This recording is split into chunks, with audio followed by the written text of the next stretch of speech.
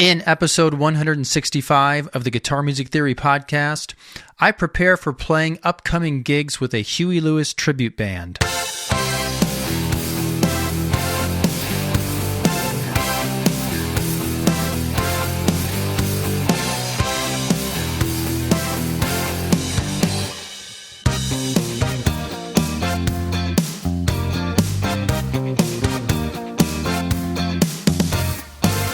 Greetings, guitar engineers.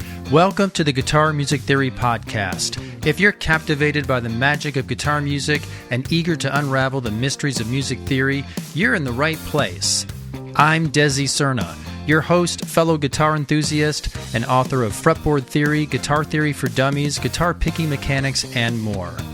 In each episode of this podcast, I delve into the fascinating world of guitar and music theory, demystifying complex concepts and providing practical insights to help you become a more informed and skilled guitarist.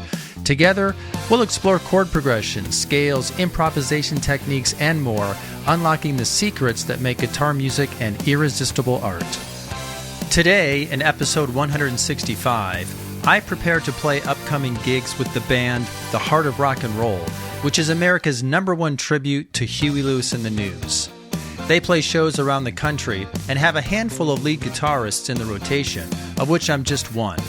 Some upcoming shows that I'll be part of are June 22nd, 2024 at the Savannah Center in the Villages, Florida, June 23rd at Arts Garage in Delray Beach, Florida, and June 29th at Veterans Park Amphitheater in Springfield, Ohio. You can get more info about the band and their full schedule at hueytribute.com. If you're interested in seeing me perform with the band, be sure to confirm with me ahead of time that I'm part of the lineup because I do not play all of their dates. I'm going to use today's podcast episode to walk you through the process I go through when reviewing for a show. I'll discuss the songs I'll be performing, the process I went through to learn them, and how I practice so I'm prepared to perform well. It's going to be a great discussion, but before we get started, what should you specifically be working on right now in order to become a better guitarist? Go to my website, guitarmusictheory.com.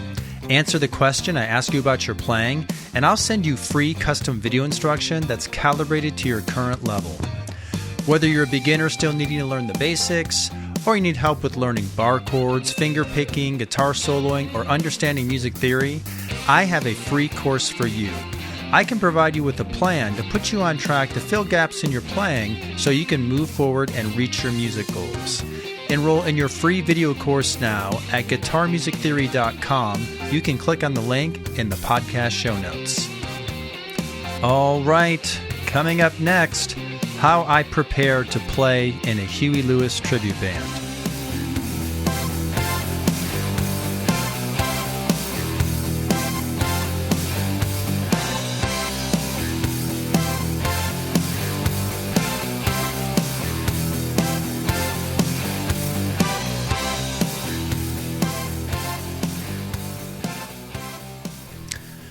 All right, well, we are ready to dive in here. So first thing I have in front of me is the set list for the Florida shows, and we're doing like one set here, and we've got how many songs? Let's see, 2, 4, 6, 8, 10, 12, 14, 16, 18. Looks like about 19 or 20, if I counted correctly. We start with The Heart of Rock and Roll, then it's Do You Believe in Love, Heart and Soul, If This Is It, Trouble in Paradise, Walking on a Thin Line, Stuck With You, Some Kind of Wonderful, Jacob's Ladder, Back in Time, But It's All Right, We're Not Here for a Long Time, Bad is Bad, Doing It All for My Baby, a medley of the songs Couple Days Off and The Boys Are Back in Town, I Want a New Drug, Hip to Be Square, The Power of Love, and Working for a Livin'. And usually we end with The Power of Love, and then if the crowd wants one more, we do Working for a Livin'. But let's start at Let's start at the top here. Easy for me to say. I believe we always start with The Heart of Rock and Roll. Starts with the... So here's the track that I have to work with, and what the band did was provide me with a Dropbox that has MP3s of the songs that we do, and they're edited to match the way that they perform it. So it's got their intros and any changes they made, any arrangement that they use for the song, and then their outros. And sometimes it might start or fade in or out of an actual live recording of the band.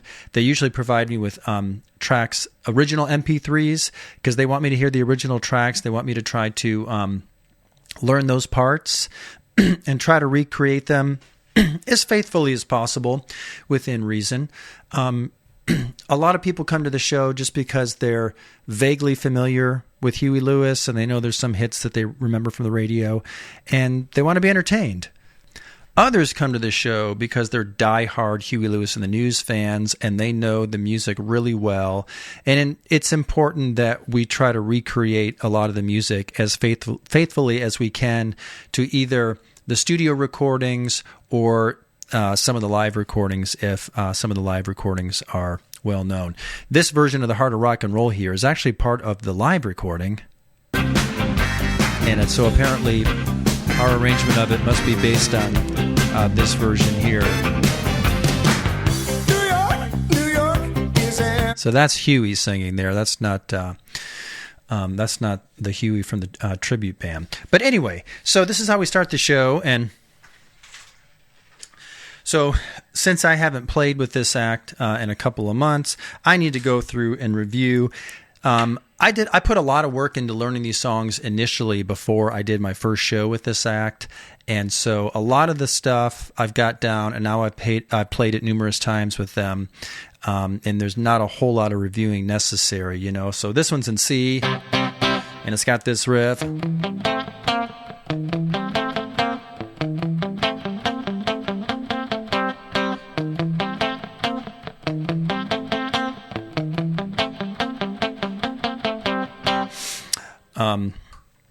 And so I'm using my Paul Reed Smith DGT. I got Seymour Duncan pickups in it. I was on the bridge pickup there, and I also have it in split coil mode. I'm playing through my Kemper profiling amplifier. That's what I use. And so I use a variety of sounds. I'll talk about that as we go track to track here. And I've got some clean stuff, some overdriven stuff. But I think everything that I'm using is a profile of some type of vintage Marshall, like a vintage, like a Marshall Plexi Super Lead, a couple different types of amps. And some of this stuff is available through Tone Junkie if you're a Kemper or Helix user. And some of these are from Top Jimmy. But honestly, you could probably get... I think Tone Junkie will have a wider variety of Plexi stuff available, and I just kind of put together some profiles that I had, collected. But I'm not saying you necessarily need to go out and get two different types of Marshall Plexis. That's just the way it worked out for me. And as I was putting my performance together, that's what they call it in the Kemper when you put a collection of rigs. They don't call them presets; they call them rigs. You put a collection of rigs together that you've got available on the floorboard at one time, and instead of calling that a bank, they call it a performance. And so I have a performance here, and I've got 5. You know what? Let's just go through it. We're getting a little off track here. We'll come back to the song. But I have 5 presets. I'm going to go back to my humbucker mode here. So I've got a clean sound. And then I can make that a little dirtier.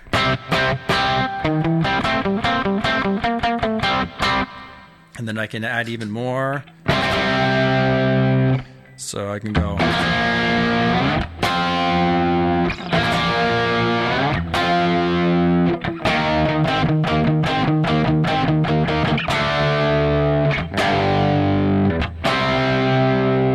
I can add even more. I can add some delay in chorus.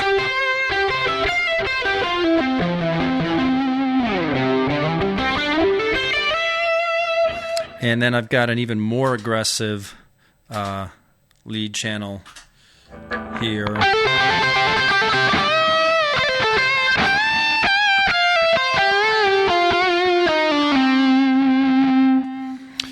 And then I have different stuff that I can do. I can boost. I can well, I'll talk about other stuff, but I got a handful of basic sounds: clean, rhythm, lead.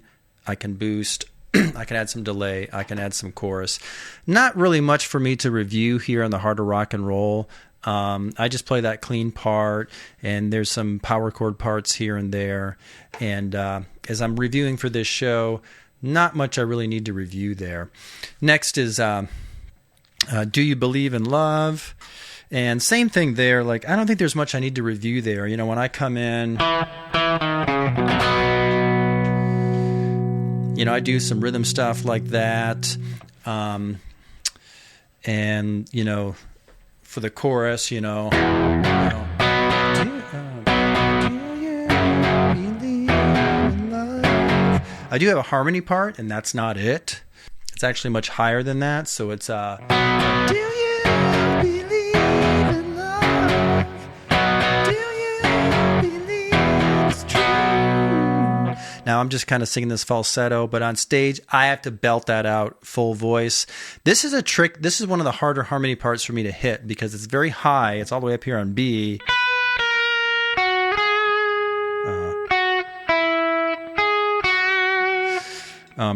B, 7th fret of the first string. And it's right at the break of my voice. Sometimes I can belt it out of my voice. Sometimes I got to use falsetto, and it's just kind of tricky. But I have to do it nonetheless. And when I belt it out on stage, if I'm close and the other vocal parts are there, it does sound good and everything. But I actually don't play the power chords during that because I switch to a lead sound because you have the rhythm that's going, you know, dan-it, dan-it, dan-it, dan-it. And I'm doing the lead fills. You know, do-do-do-do-do-do-do-do-do.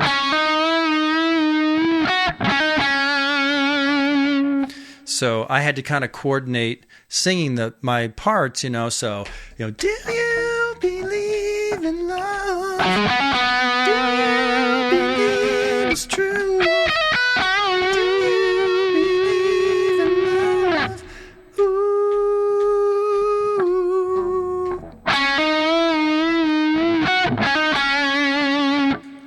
So that one might be one that I will review, and I'll belt it out when I practice just to make sure I can still hit those notes. And there's a bridge section too when it goes into the and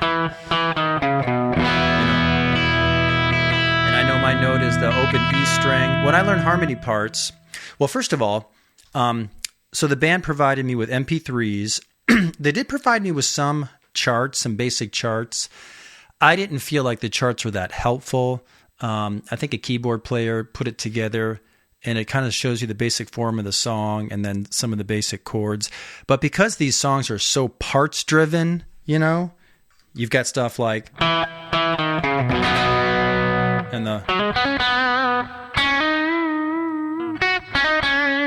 I had to just learn the song. I had to learn the parts from the song and practice with the MP3, and I chose to just memorize it. I didn't feel like this was a show that I could do just from charts, and it wasn't a show that I wanted to do just from charts. Having a hard time talking today, people.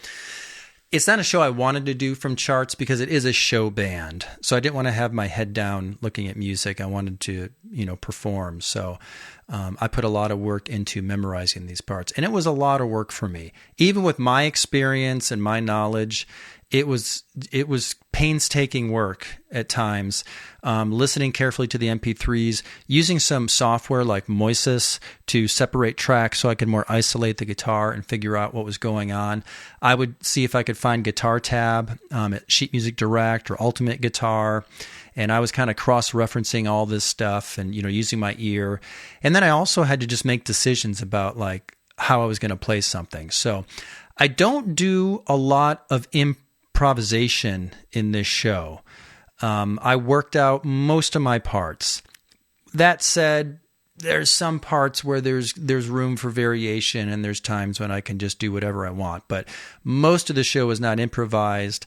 I worked something out that's either based directly on a recording, or I put together something that I thought sounded similar, and I didn't feel like it was necessary to copy the recording. So there's a lot of really key parts, rhythm guitar parts, lead parts, hooks, melodies that I wanted to make sure that I played very closely.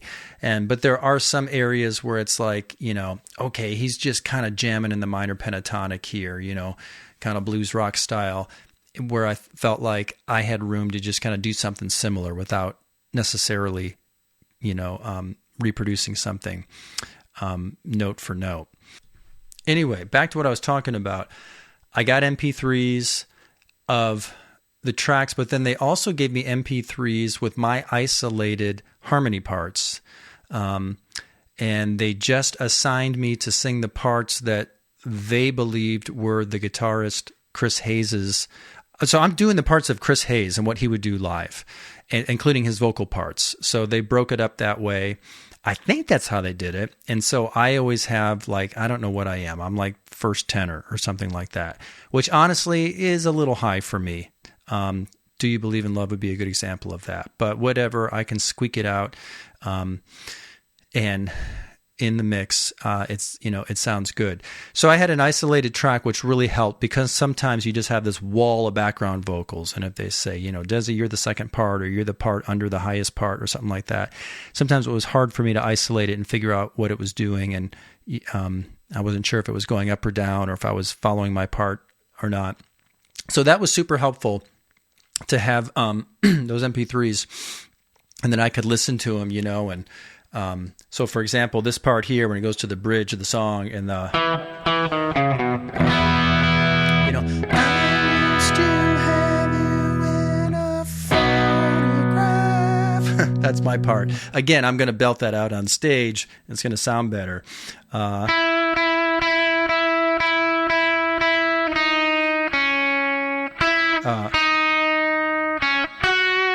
that's my part.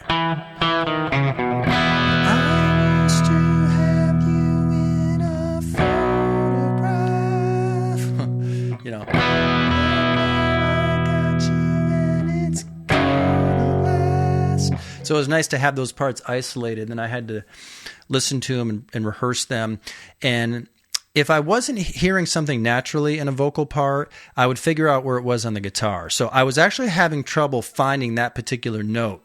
It's a wall of vocals, and I wasn't hearing exactly where I needed to be in that mix. We're going to an E chord there, and I'm actually on the root E. And it's that E right there, the high, the open high E string. Okay, seems simple enough. It's the root. Why couldn't I hear that? Well, I just, there's a lot of vocals there. You listen to the original recording, it's just a wall of vocals. And I'm like, wait a minute, what am I doing? Well, I'm doing the root. And so sometimes when we play this live, I might put extra emphasis on that first string open just to remind myself, oh yeah, that's my note. That's a little trick that a lot of musicians do. I've done that for years, where if I had trouble hearing what my harmony part was, I figured out where it was on the guitar, and then tried to incorporate that into the part that I was playing, so that I could just match pitch. And then usually what happened is after I performed a song for a bit, then I no longer needed to do that. I started to hear it. But anyway, so I'll probably go back and rehearse this and belt out those backing vocals and everything. And I just got to make sure I remember the form of the song and when it goes to verse to chorus and breaks. A lot of this stuff I really have down now. And then at the end of this song, there's this little solo section, and it does go to this like little harmonized lead part where there's two guitars, and my part is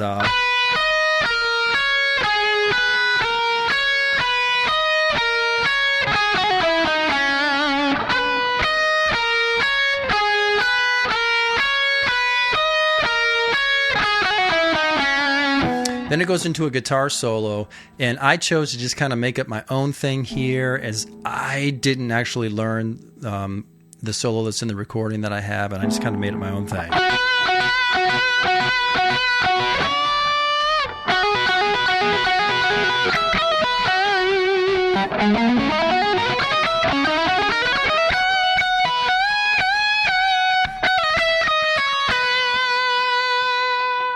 and that's how that ends. So, I go through and review some of those parts, just to make sure I remember my lead. This one's kind of simple. I think because I made this one up and I used a lot of runs and licks that are my own, so I'm very comfortable with them.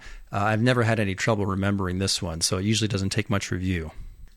But moving on, next is the song Heart and Soul, and you might know this one.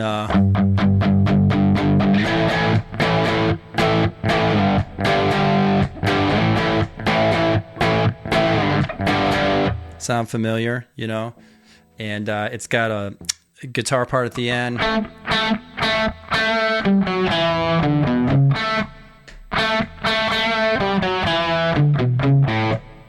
So here's a song that I actually always need to rehearse, because the first time I play that little riff in that song, I'm playing it in unison with the keyboard player, and I have to make sure I do it precisely right. And then it goes back into another part of like the verse or something. It does the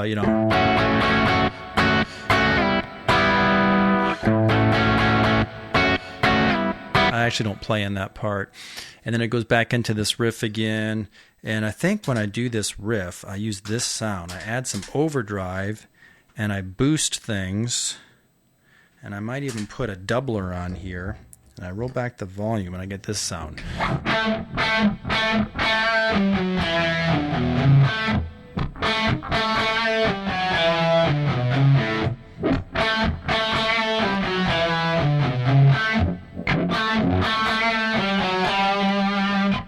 And I think I'm wrong there. I think it's...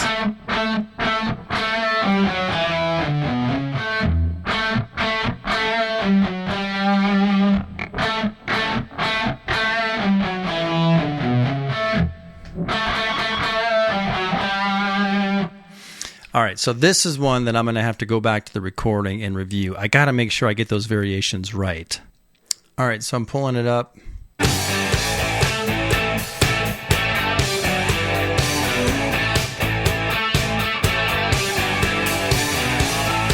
Okay, that's it. I didn't do it right either time, so it's...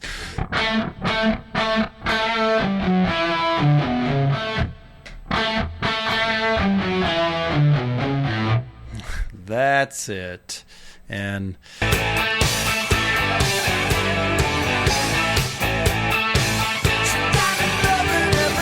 yeah, so I got to remember where those notes come in. Right here. Yuppie. Up. Up. So that's what happens. Am I playing with the keyboards there?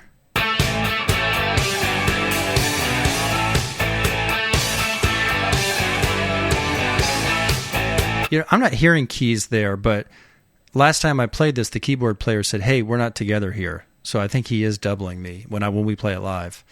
But next, I jump ahead.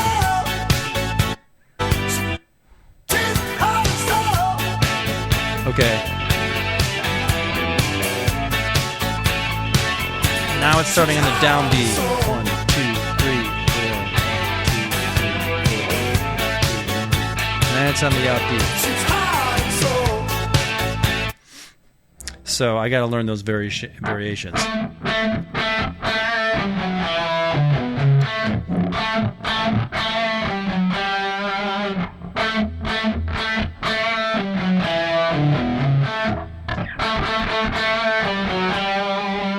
Something like that. I mentioned the doubler. What's the doubler? What's the doubler, Desi? It's a effect where it makes it sound like two guitars. So instead, here's the doubler. And then sometimes I like to use that on the lead. So here's without it. Here's with it. And it's just kind of a cool sound. Sometimes I will add extra gain. and an extra boost. Now, I know when I hit this boost, I've got to turn the volume down on my guitar or it's going to be too much. So let me turn my volume off. So hit the boost. Now it's super loud. Now I only turn my volume up like a third of the way or so.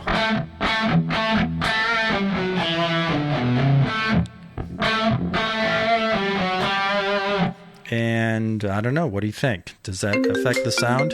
Oh, and my daughter's calling me. Let's take a break from this recording. Sorry about that. So what did you think previously? Did you like the sound when I boosted it and added more drive, but then cut the volume in the drive by reducing the volume on the guitar? Sometimes I like the way that tone sounds better than just leaving the volume all the way up and reducing the volume and the drive. But you be the judge. One thing I forgot is there's another key part in this song. The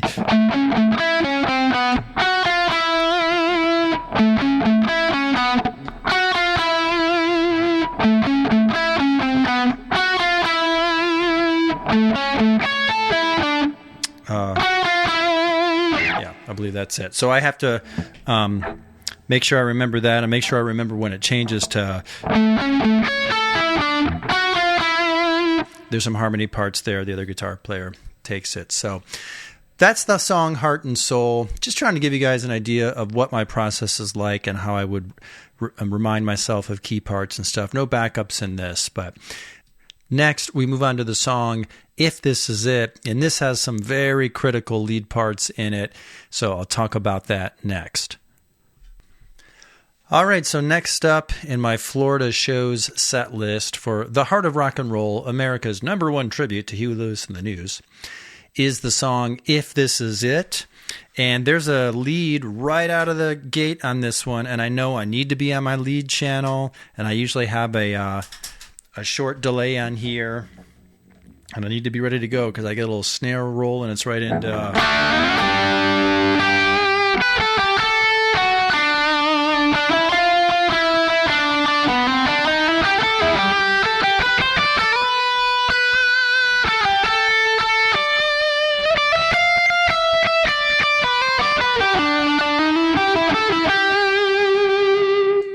All right, so I got to nail that. That's super critical. I mean, it's so melodic, and the way it's playing over the changes and everything. I did a lesson where I talked about this one. So I'm on my lead channel. I've got quite a bit of gain there, and I have a little bit of a delay. That's what I used there. And the keyboard player in the band was very kind to point out that I technically had one part wrong from the way I used to play it. I used to go... But he's told me it's not G-A, it's actually A-G. And I was like, ooh, so it's... Which is a tiny little change that messes up my fingering, so...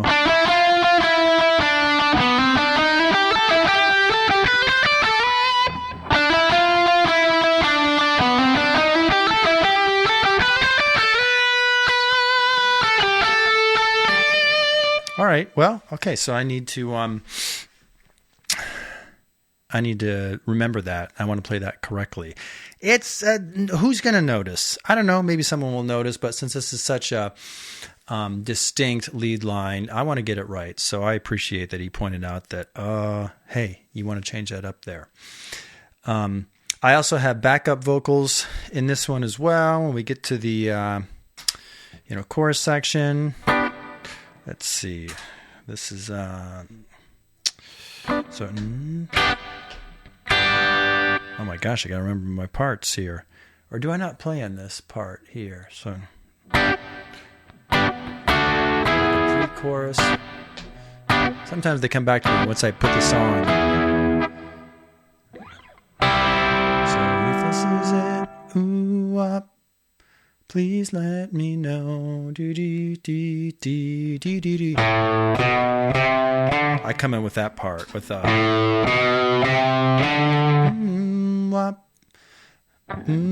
okay, you know what? I forgot my backup parts. Okay, here's the track that I have for my backup parts. That's it.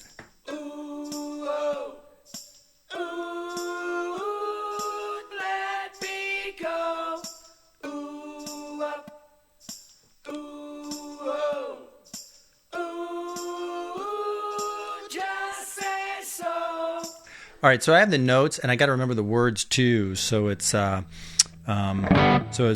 ooh, up, ooh, ooh, let me go, ooh, up, ooh, ooh, just say so. So let me go, just say so. And I found my notes. I start on a G chord there, and I'm on the 5th. So I do remember that. That was my trick. I know that I'm not actually playing there. I don't do those stabs. The other guitar player goes, and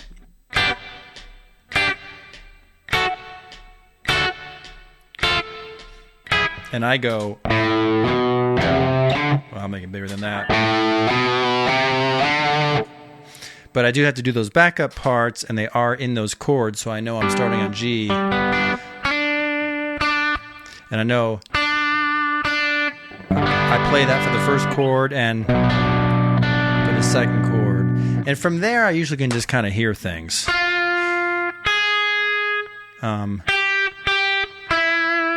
So...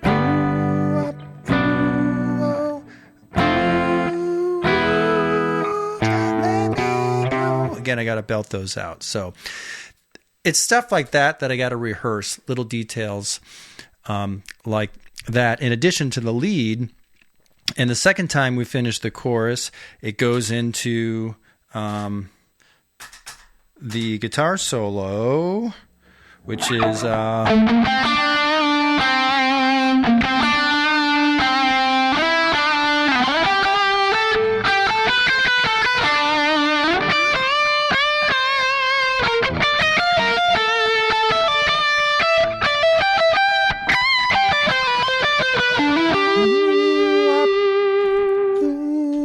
and I have to go right back into the vocals there.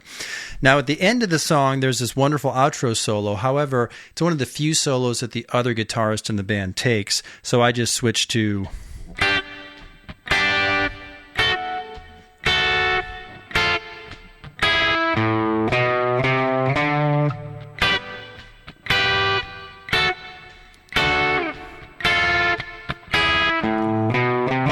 Anyway, that could have been better. So I'm just kind of walking through this set list just to let you know, like, the things I'm going to pay attention to and the things I'm going to review. Typically, I would play these songs down in their entirety, and I'm not going to do that because this podcast would be way too long, and I want to really kind of talk about things and my thought process and stuff, you know. So I want to try to move through some of these quickly, but I will be actually putting these things on and practicing, and I'll put the guitar strap on my guitar, and I'll stand up, and I'll try to run these down as if I was on stage. And I want to test myself, like, can I get through this song? Did I forget a part? Am I second guessing something? And if I am, then I review it, I practice it, and then once I feel comfortable with it, you know, then I move on and keep going until I can get through the whole show. There are some things that are going to take more review than others because there are a lot of songs that we always play, but there's some songs that are on and off the set list, and so I may not have played them. Maybe only played them once or something like that. The next song is Trouble in Paradise, and, you know, that one's an E.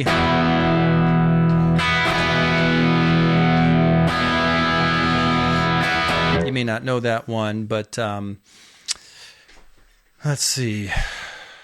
I know that that's where I got to use my chorus because it's got a part.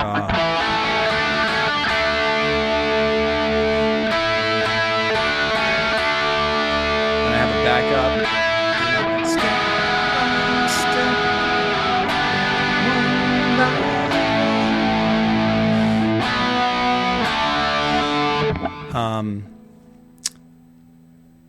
I'm playing the wrong song. I'm playing Jacob's Ladder. This is why we rehearsed. Let's pull up Trouble in Paradise for a second.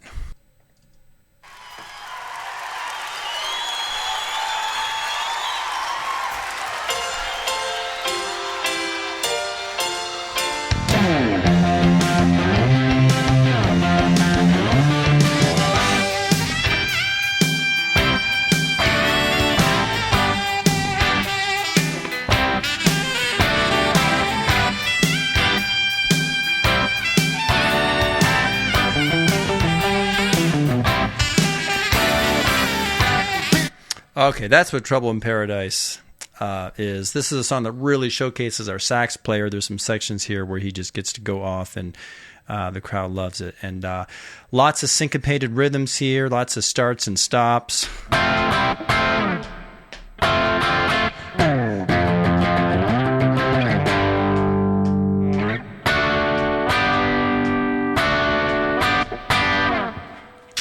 There's a bridge section and stuff. I don't do any lead stuff, but there's a lot of rhythm stuff, and it's tricky, and I had to put a lot of work into this one. So, I'll have to review that. Once I get going on this song, though, I'm pretty good with it. I think I'm going to remember it. Next is the song Walking on a Thin Line. And, I've got some rhythm parts in there. It's, I'm kind of power chording some things here and there. But then I know I do have a lead, a really important lead.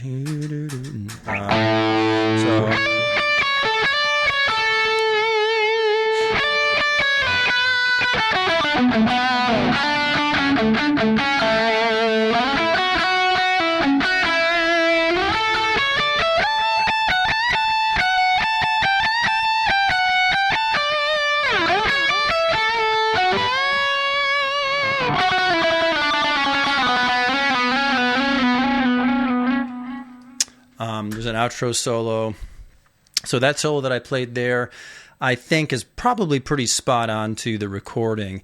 The outro solo, I took more, liberty there to kind of make up my own thing and play something that was similar. So, but I do want to review those and just make sure that I remember the key parts. Make sure I know the key parts. The parts where I have some, can take some creative license or some room for improv. I still don't like to leave spontaneity to chance. I just want to make sure I remember kind of my basic game plan. Like, where was I going to go with this? What position was I going to be in? What sound was I going to use? I reviewed that sort of detail, those sort of details. Moving on, I have Stuck With You. That's a great song, and it's got this really cool part. I go to split single coil mode here and do the...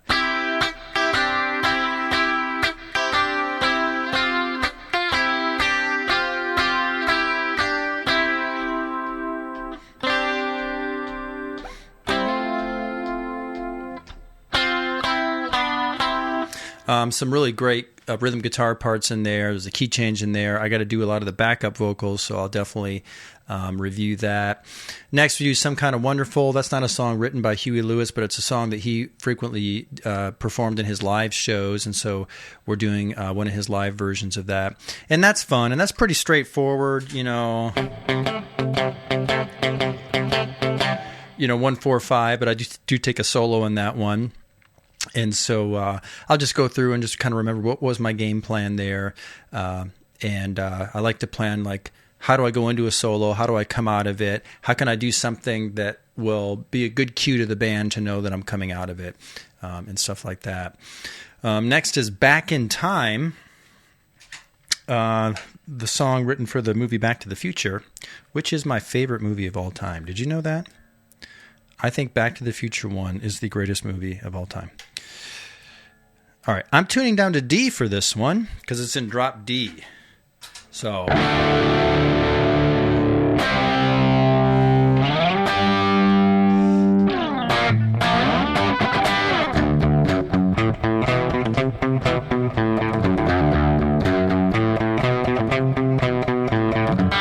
Whoops.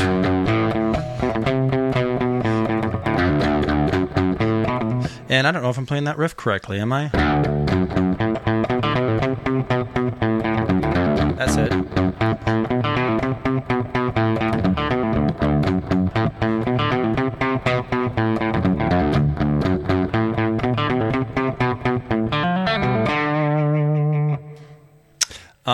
So I have to review stuff like that. Like, I first started playing that riff and it wasn't right. There's a part in the song where I switch it up and I start going.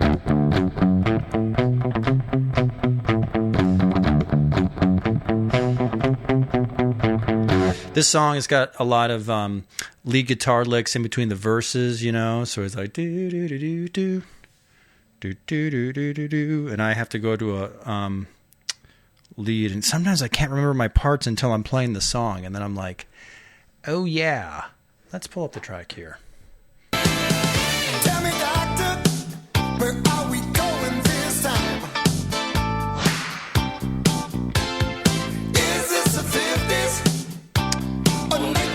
coming in here. Yeah, so I remember now. So the way that the guitar parts are split up in the band is I'm doing the lead guitar parts. I do most of the overdriven and guitar solo stuff. The other guy is taking most of the clean, strummy stuff, but there's a little crossover here and there. So, but during that section, I have to do the, then it goes to,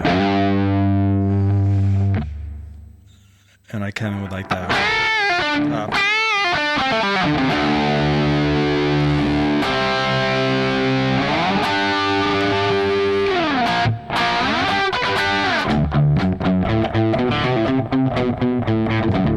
Back into the riff and stuff. So there's lots of little parts here and a lot of little Philly stuff that I have to do with the vocals.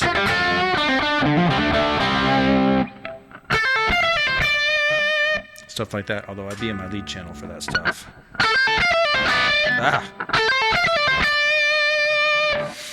And then, of course, there's a solo on this song. A big old solo. Mixolydian mode here.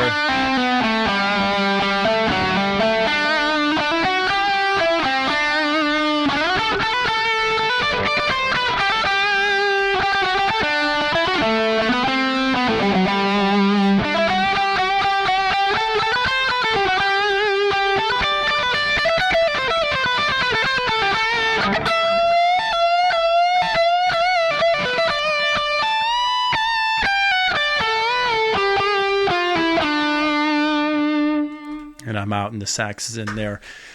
The form of this song is tricky. I got to go and know when I'm on the riff, when I'm power chording in that pre-chorus, what goes into the solo. There's a little back and forth with the other guitar player. There's a part where we're playing a little unison riff together with the horn player.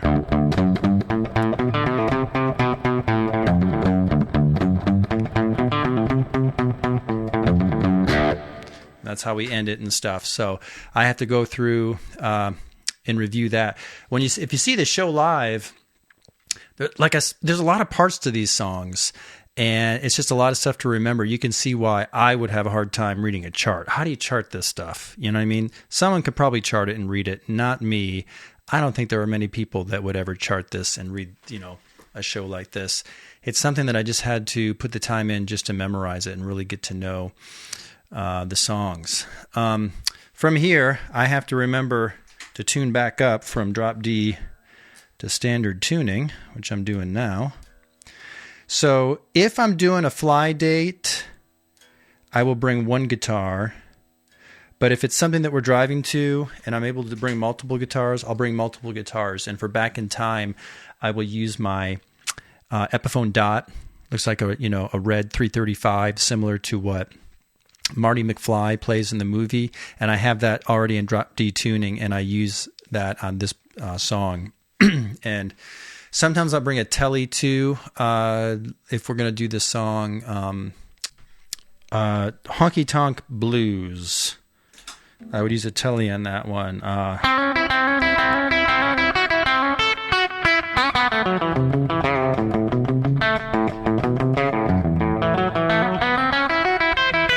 And that's not a telly, that's my PRS.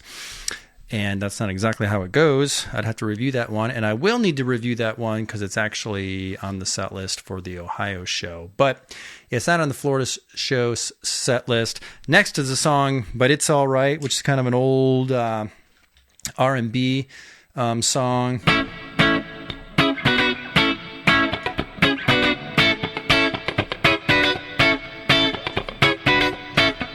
And I'm just doing a funky rhythm and stuff on that there. It's kind of an easy song, almost like a break song for me because it's super simple and I'm just strumming rhythm through it, which is nice. From here, we play the song We're Not Here for a Long Time.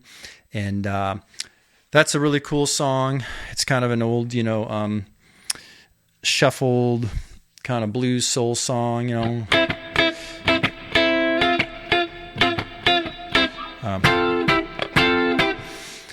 I'm not going to get all into this one, but at the end of this song, we just are kind of vamping on a C riff, and the saxophone player really takes it out and gets wild and everything. And then we do some trading back and forth.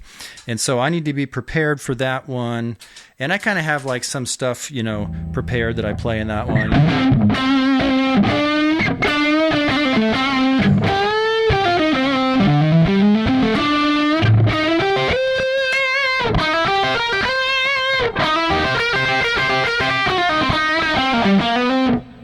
Something like that.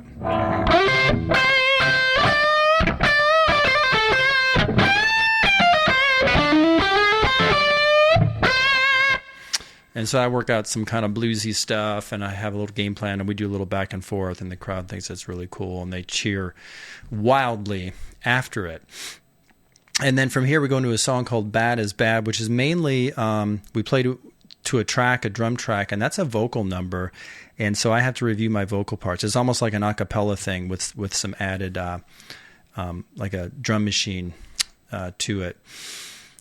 And then after that, we're going to go into Doing It All for My Baby. I've done this before, but it's been a long time, so I will definitely have to review that. Let me pull up the track. All right, here it is.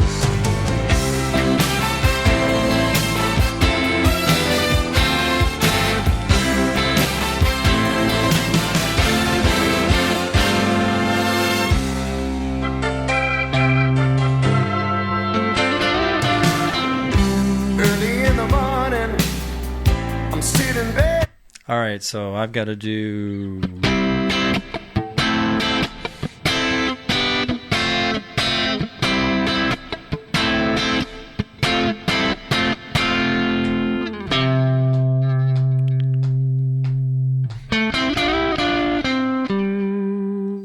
So kind of R&B neck pickup there and split coil mode stuff. So this is one I definitely need to review because there's more to it. It gets into the chorus, and I have backup vocals and stuff. And ugh, I have a lot to review for these shows. It's a lot of work. This is why I was asked to do some other types of bands, and I just had to politely decline because it's a lot of work. And, this isn't the main thing that I do. The main thing I do is provide the instruction and stuff, the books and courses and everything at my website. And so I can't have too much of my time go toward this. And of course, there's travel involved in with this sort of thing. And this is why I don't play all of the shows with this band. I'm just not able to do all of them. But that's pretty typical, with a lot of traveling acts that sometimes I do have some rotating members just because not everyone is always available for the dates. But I do love the material. I love this song. I love performing this stuff. So it's going to take some work to get myself ready for these, but it's going to be worth it.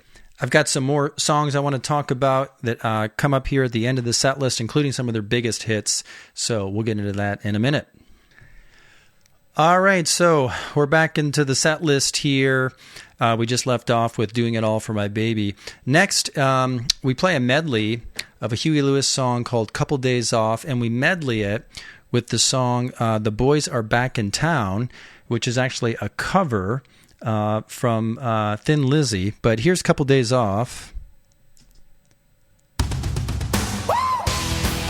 And this is a 12-minute medley, and it's high energy, lots of shredding that happens here, and it's just it's a real high energy part of the show here. So I got to review all this stuff.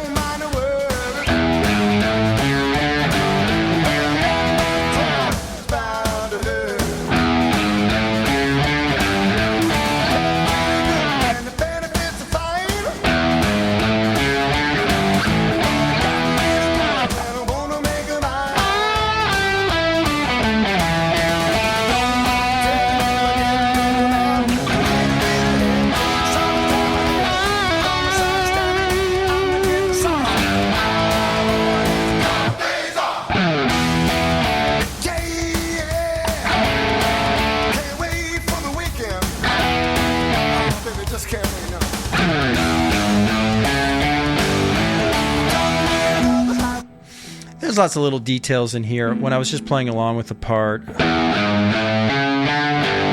sometimes it's supposed to go. So I got to remember that. It's not super critical, but I like to put those details in there. At the very top of the song, you have the...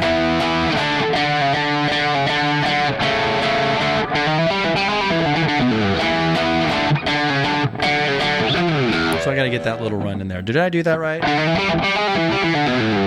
That's it. A lot of stuff to pay attention to here. Again, there's no way in heck I would ever be able to notate this stuff and read this down. I had to memorize this stuff, work it out, figure out the fingering and the picking, especially for stuff like this,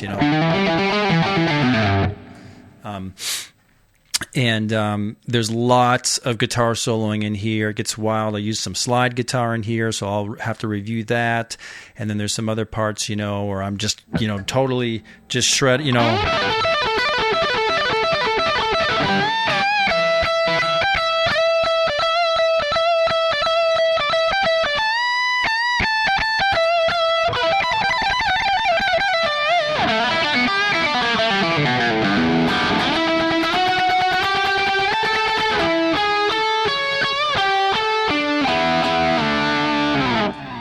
There's a lot of that sort of stuff in this song. So it's fun, but it also took a lot of work. Then we go from this, we medley into a drum break, a little drum solo, then a keyboard break and a keyboard solo. And then we get into the song, The Boys Are Back in Town here, because Huey Lewis has a connection to Thin Lizzy and did some work with the band in Thin Lizzy's early days. And so he always covered this song. So we get into the whole...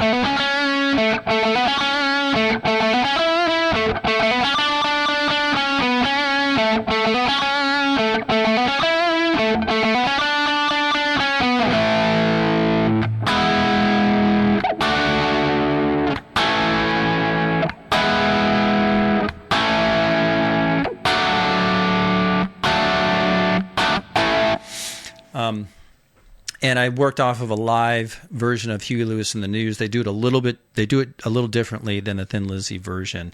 But a lot to remember there with all the lead lines and the rhythm parts and the guitar solos. And there's just a lot of stuff going on in there. Took a lot of work. And I have to go through and just make sure that I remember all those little parts. So I will definitely be going through that. But the crowd really likes it. There's just so much energy. And, a lot of these Huey Lewis songs are familiar enough. They were huge hits. But then when you throw in Boys Are Back in Town and, Some Kind of Wonderful, But It's All Right, these are songs that they're familiar songs. They're upbeat. They're fun. And it's one reason why this band goes over so well. How do you not like this music, After that, we get into I Want a New Drug.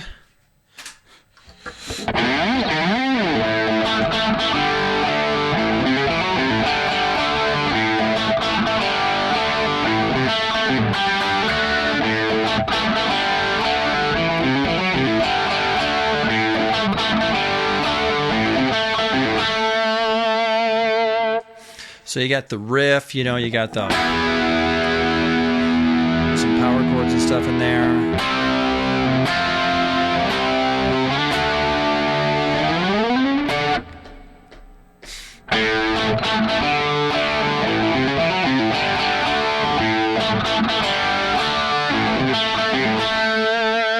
There's also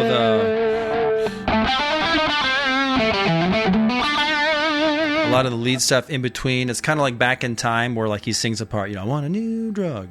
A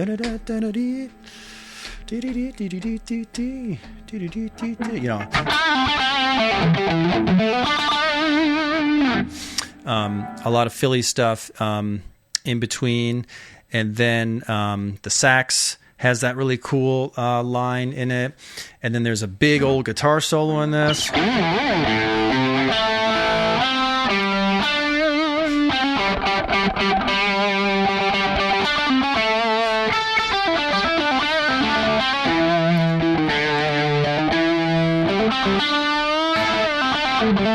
So I got to make sure I remember all of that.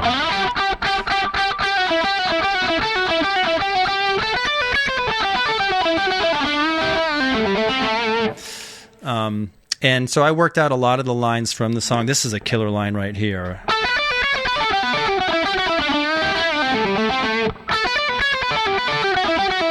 How cool is that?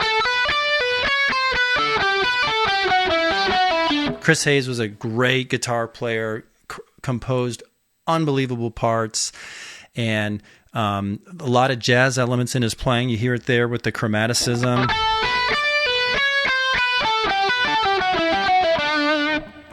You hear it a lot in his chord work and stuff too, and just had such a knack for taking those ideas though and turning them into these just absolutely killer lead lines or rhythm guitar parts and just hooky things that work so well in pop and rock music. So a lot of stuff, a lot of parts. So I want a new drug, and I have to take 2 solos in that one. I got the main solo in the middle, then I have to take a big outro solo. And so the outro solo, the solo in the middle, I paid closer attention to what Chris Hayes does on the original recording.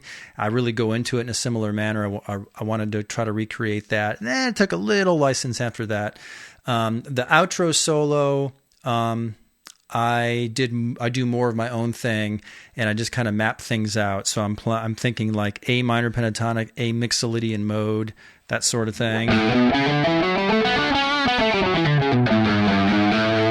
I can also do stuff like,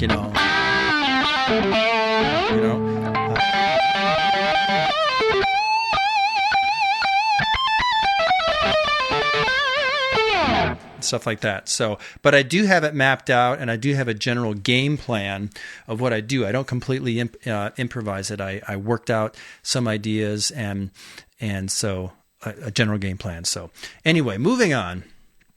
Hip to be Square is next.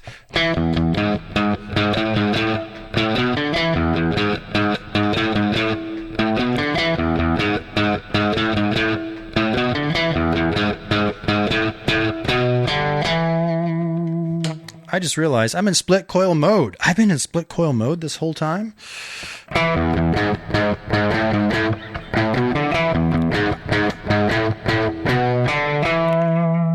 So this is the, hip, here, there, and everywhere. Hip, hip, so hip to be square. Hip, here, there, and everywhere. Hip, hip, so hip to be square. Here,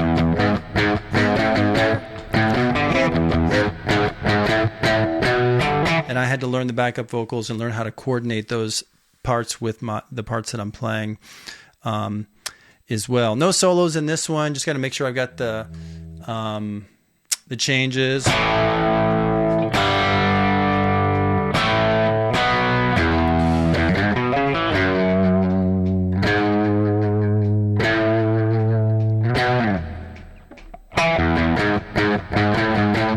And so on. Fun song though, and some great sax playing in this one. And I got to remember to come out of the sax solo part.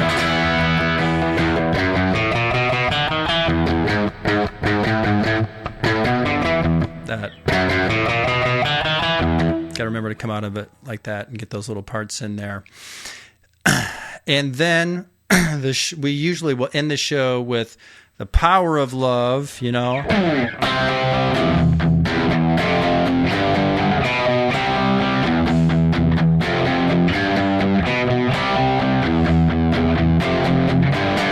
And this is where we get into this awesome part here.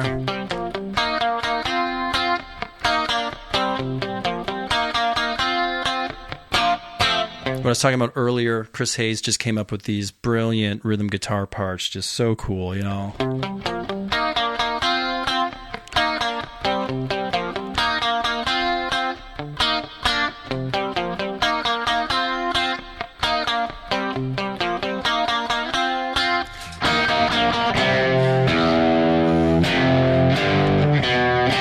When we play this live, I sustain those notes. And the other guitar player's going. We didn't plan this out together.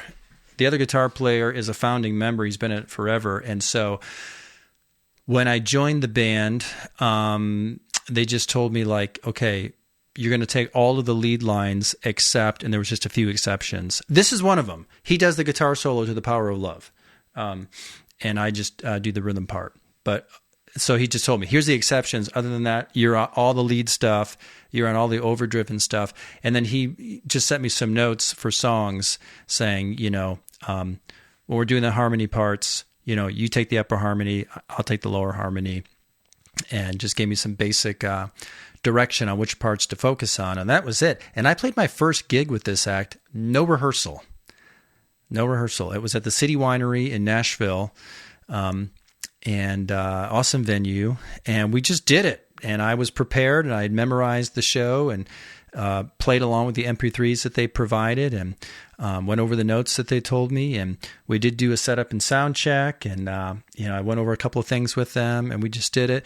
I wouldn't say the show was perfect from my end, but it was pretty much perfect from the listener's end. There wasn't any train wrecks or anything like that. And most parts were in their place, and it actually went well. So we usually end with the Power of Love. Oh, I can't talk about the Power of Love without talking about these incredible chord changes in that bridge. They say that all in love is fair.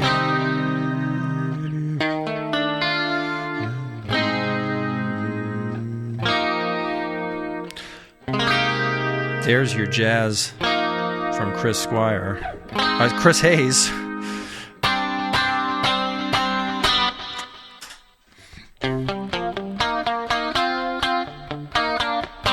And so on. And then that's usually where we end the show, unless the crowd is going wild and chanting our names and they want one more. And if they want one more, we do the song Working for a Living.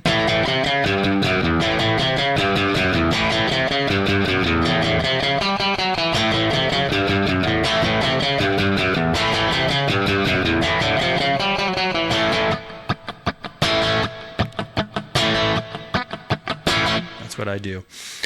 Fun little song, real upbeat and stuff, working for a living. And there's some neat parts where we break down and do some saxophone and harmonica. Then there's a part where they just take a break. I come in with this big old guitar bend, and then just go and do this big guitar solo, and it's a lot of fun, and we trade off, and sometimes we go back to that little riff,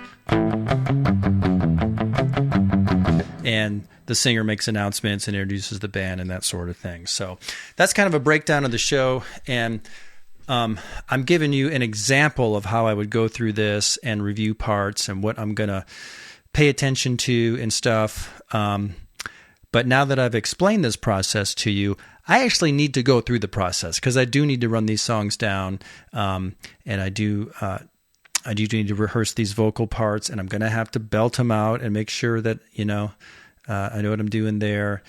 And some of these songs, I got to at least run them down beginning to end once and just make sure I remember the forms of everything. And then there are some things that I'm going to have to kind of relearn. Doing it all for my baby, it's been so long since I've done that. I am going to need to relearn that. Well, these are the Florida shows that I have coming up, but then I'm going to be in Ohio. In Ohio, we're playing 2 sets, outdoor amphitheater there in Springfield, the Veterans Park Amphitheater. Free show if you're anywhere in the area. Bring your lawn chair and an umbrella. Hopefully it doesn't rain. So they added some more songs, including some songs that I had never done before. And one of them, they're doing a medley of songs, Finally Found a Home and Change of My Heart. I've never heard these songs ever. And there was a lot of lead stuff in here. And I was like, I love doing the lead stuff. However, it's so much work to learn this. And here's a sample of it. All right. See if I can. Let's back it up.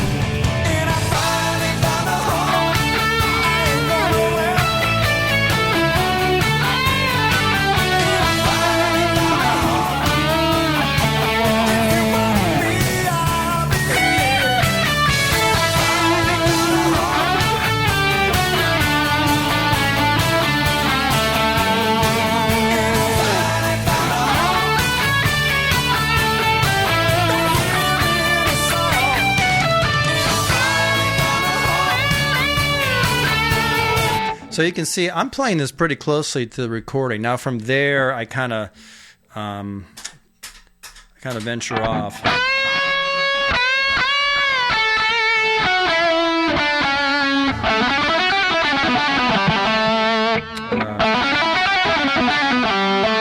What do I do there? So it's a...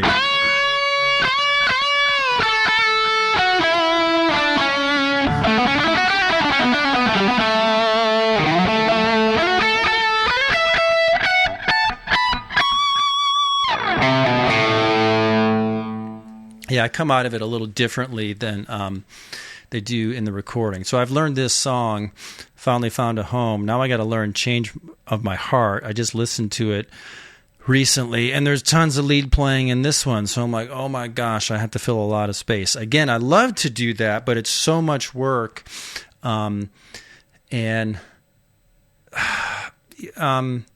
Sometimes there's kind of room for improvisation, but I don't like to leave improvisation to chance, as I like to say. I don't like to leave spontaneity to chance.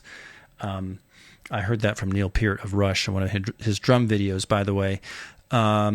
So I always like to have a game plan, and I'll have to listen to the song. You know, this one, as I was listening to it, I thought, oh, it's A Mixolydian mode. I'll just kind of jam in A Mixolydian mode. But then, like, the more I listen to it, I'm like, oh, he's got all these melodic phrases and ideas and stuff. And I thought, this is a tribute band. If you're going to spend time working up something, why don't you work up something that sounds like the recording? So I did go through and pulled this up and isolated the track and slowed it down, and I worked out the parts. And then when I got to the end there, I said, okay, I think I have enough. Let me come out of this my own way, and got a basic idea of how I could come out of it. So for the next track, I don't know what I'm going to do. I'm hoping that there's not a lot of stuff that I have to work out and memorize them. But if there is, that's part of the job. But if there isn't, and there's space where I can just kind of fill space and improvise, or at least just kind of plan something on my own that doesn't take me as long as it takes when I have to like try to copy something note for note. We'll do that. And the other song that I have to learn is called It Hit Me Like a Hammer, and I haven't even started on that one, and I need to have those down real soon. So that means it's time to end this podcast because I've got work to do.